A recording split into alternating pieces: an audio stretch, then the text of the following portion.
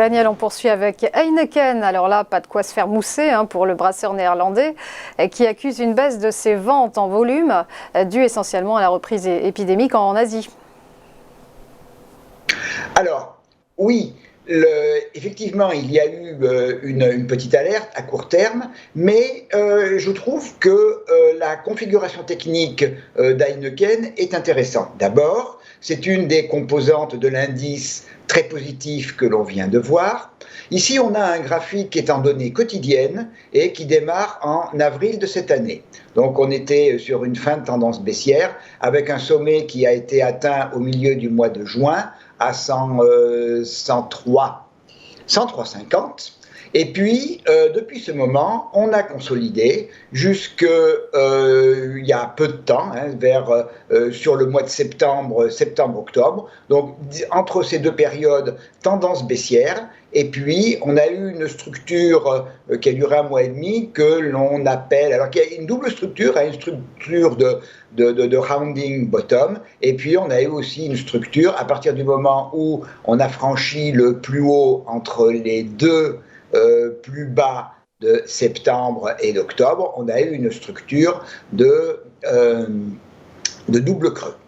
Alors, on arrive maintenant sur un niveau qui est une charnière, donc qui est une zone entre 97,44 et 97,86 euros, qui est une zone de polarité que l'on voit qui a été travaillée au mois d'avril de l'année dernière, au mois de mai de l'année dernière. Très très longtemps, ça a été le niveau de référence sur mai, juin et presque début juillet, entre des situations de support, des situations de résistance. On est venu rechercher dans la deuxième quinzaine de juillet cette zone en termes de support, on l'a cassée et on est revenu il y a au début de la semaine dernière et on est à la clôture de vendredi soir, juste en dessous de cette zone. Alors, deux solutions. La première, dans le mouvement actuel, qui est un mouvement quand même relativement positif, on a un RSI qui est juste en entrée de zone de surachat,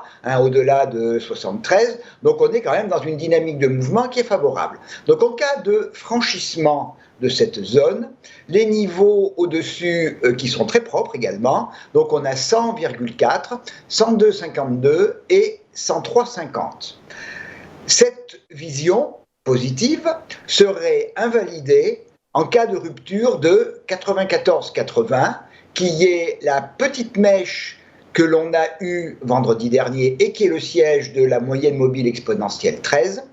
Il faut également noter sur la semaine dernière toutes les mèches basses que l'on a eues et qui montrent que les acheteurs ont bien l'intention de tenir les positions et de pousser Heineken à franchir. Mais néanmoins, comme l'a dit Rodolphe Vial juste avant, les marchés sont surachetés, le franchissement pourrait ne pas être tout de suite, et il faut donc scruter soit le franchissement de 97,86, soit l'éventuelle rupture de 94,80 qui annihilerait cette vision.